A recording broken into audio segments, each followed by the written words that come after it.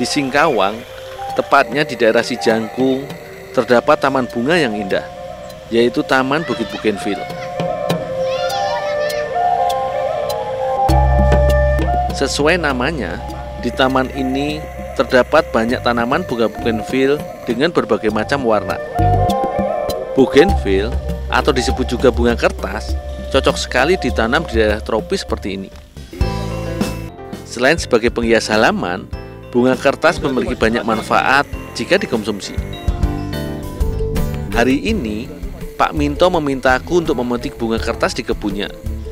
Bunga ini akan diolah menjadi kudapan yang enak, yaitu kue sabun. Eits, bukan kue yang terbuat dari sabun ya, tapi kue yang teksturnya mirip dengan sabun. Dul, Ya Pak. itu tadi aku udah buat lubang. Kamu ke sana tanam itu bunga itu ke lubang yang aku buat tadi. Oh, di belakang sana Di Pak. belakang. Oh ya Pak. Tanamnya pelan-pelan. Ya Pak. Ya, yuk sekarang. Karena banyak bunga yang sudah dipetik, sebagai gantinya aku harus menanam tanaman bougainville di pulau buatan milik Pak Minto. Aku harus menyeberangi danau terlebih dahulu. Walau danau buatan, ternyata tingkat kedalamannya beragam, dari 1 hingga 4 meter.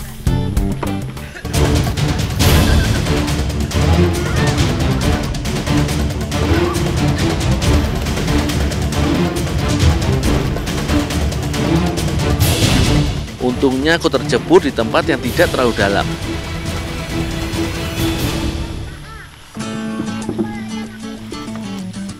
Untung saja bunganya tidak hancur dan masih bisa ditanam.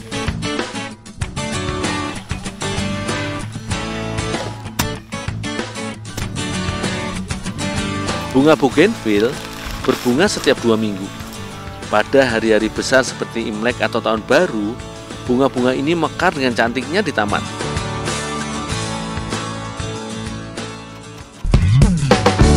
Sebelum diolah, bunga dikeringkan terlebih dahulu. Untuk memudahkan proses pengeringan, Pak Minto dan juga Kak Natasha menggunakan oven. Sebenarnya, bunga bougainville yang sudah kering juga dapat langsung diolah. Hanya saja, agar lebih higienis, kami menggunakan bunga yang masih segar dan dikeringkan.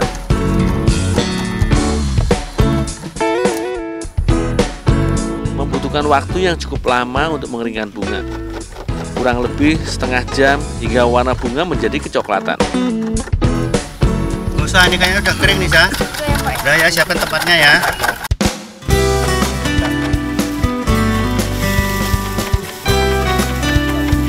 Bunga yang sudah kering ditumbuk hingga halus. Bunga yang sudah berbentuk bubuk akan dijadikan campuran pada adonan kue sabun.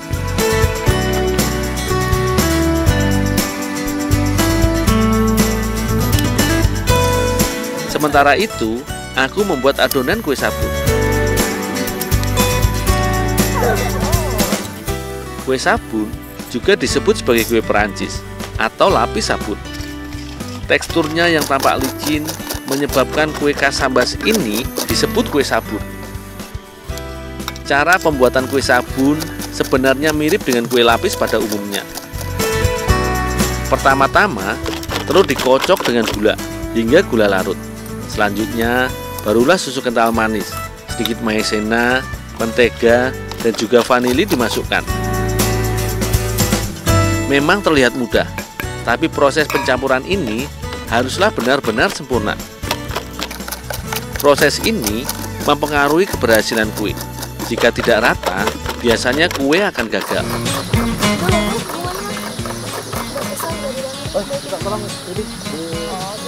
Tidak lupa, hasil tumbukan bunga pun kumasukkan dalam adonan.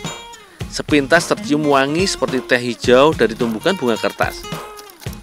Adonan siap dicetak.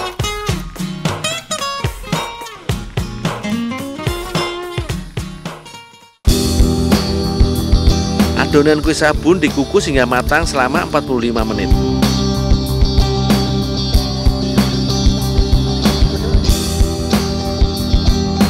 Lebih baik tidak terlalu sering membuka kukusan agar kue tidak meletus dan tetap padat. Kue sabun bunga kertas pun siap disantap. Warna kue menjadi lebih gelap karena adanya campuran bunga kertas. Bunga kertas yang dicampurkan dalam adonan rupanya naik ke permukaan kue, membuatnya tampak seperti taburan. Tekstur kue terasa lembut di lidah, mirip dengan tekstur puding. Rasa bunga kertas sepintas terasa seperti teh hijau. Rasa kue didominasi dengan rasa manis dari susu kental dan juga gula. Cocok sekali sebagai teman minum teh. Dengan demikian, kecantikan bunga kertas kini tidak hanya bisa dinikmati oleh mata saja, tapi juga bisa dinikmati oleh tubuh kita lewat kudapan yang bernama unik ini.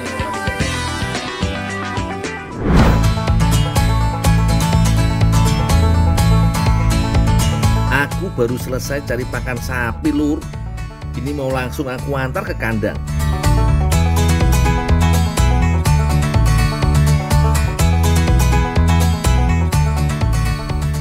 Mbak Met, saya mau mikir, Mbak.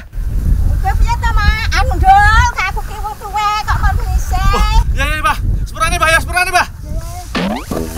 Met, Mbak. Amet, Mbak. Sepurane, Mbak. Amet. Kok ditabraki? Amin jare sengaja, Mbah. Sepurane jeje sepurane, Mbah. Aduh. Wes, pun, Mbah. Sepurane lho, Mbah, ya. Ya. Sepurane. Amin. Ya. Amin, ya, Mbah. Ya, Mbah, moga-moga. Kerja. Untung si Mbah mboten napa-napa. Enggak apa-apa. Kalau sampai kenapa-kenapa iso kualat aku.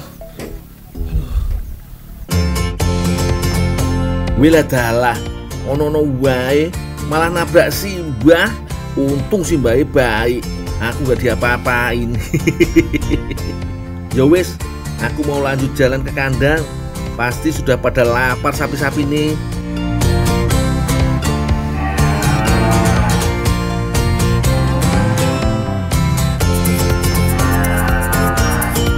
Mas, tolong tresno susu sing kuwi sik tak lanjutne mangane. Yang mana, Mas? Sing iku sing Oh iya, Mas. Iya. Gak boleh sembarangan memerah susu sapi, yo Lur. Harus benar-benar diperhatikan kebersihan sapi dan pemerahannya. Katanya Mbak Ine dan Bu Sri mau membuat masakan dari Meksiko. Namanya apa tadi yo? Aku lupa. Soalnya susah nyebutnya. Bahan yang dipakai antara lain wortel, labu siam, ayam, daun bawang, kental manis, tepung terigu, cabai rawit, cabai merah, kemiri, bawang merah, bawang putih, lada dan garam. Ulek dulu bumbune yo. Kalau bahan lainnya seperti wortel, daun bawang, labu siam, dan ayam dipotong-potong aja. Bu, ini Bu, susu sapinya udah diperah, Bu. Iya, Nduk, tak gawene keju mozzarella, njaluk tolong ya. Iki di sigar loro. Oh, iya, Bu.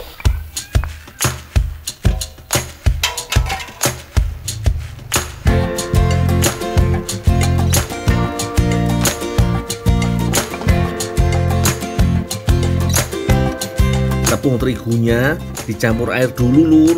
Lalu aduk sampai nggak ada yang menggumpal. Aku mau belah labu siamnya, setelah itu langsung digosok-gosok untuk menghilangkan getahnya, Lur. Kalau sudah direndam, sekalian dibersihkan kotoran dan getah yang masih menempel. Kemudian korek bagian tengah labu siam yo. Nanti labu siam ini mau dijadikan wadah masakan.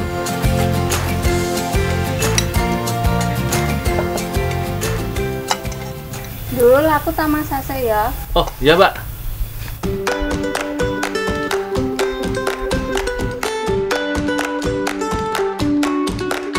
Waiki, saatnya membuat keju mozzarella. Untuk pembuatan keju butuh ruangan yang steril dan suhu stabil. Makanya kudu pakai kompor yang sudah ada takaran suhunya.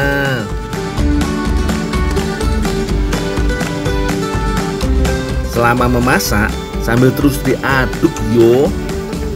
Selanjutnya, tambahkan larutan asam cuka untuk menggumpalkan susu.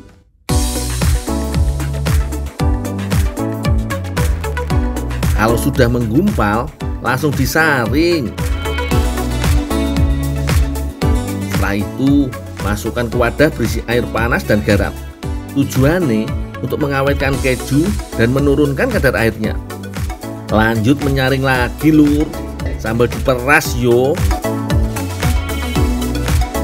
Terakhir, keju akan dicetak dan dimasukkan ke lemari pembeku. Masih panjang proses masak makanan Meksiko iki lur. Tumis bumbunya, lalu masukkan potongan ayam, tunggu sampai matang.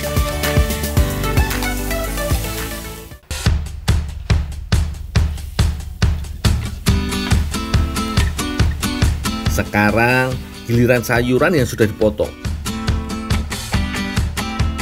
Setelah itu, tambahkan kental manis yang sudah dicampurkan air.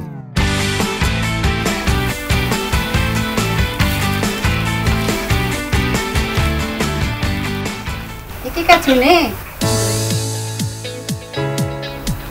Banyak wis mateng gomrono ya? Nggih, Bu.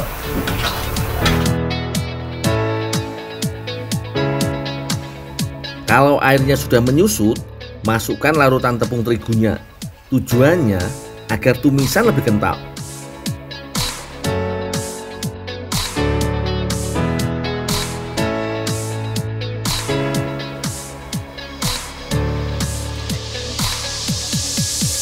Labu siamnya harus dikukus sampai empuk lur. Kira-kira butuh waktu setengah jam ngukus. Bu, niki masakane pun dadi.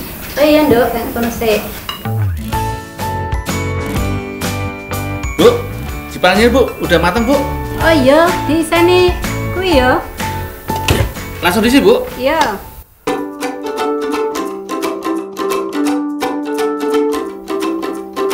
Selanjutnya, labu diisi dengan tumis ayam dan sayuran.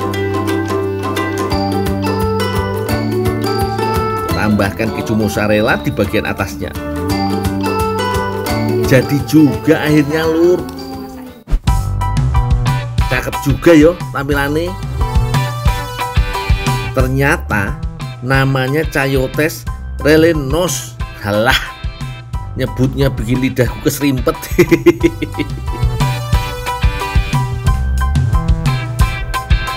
Ini dia yang aku tunggu-tunggu. Mencicipi masakan Meksiko. Gurih, mantep lur. Sekali makan bisa bikin kenyang karena ada labu siamnya yang bisa mengenyangkan.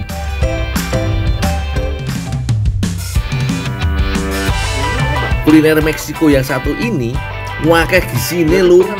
Banyak vitamin dan serat dari sayurannya. Ada protein dari ayam dan keju mozzarellanya. Jos tenan toh.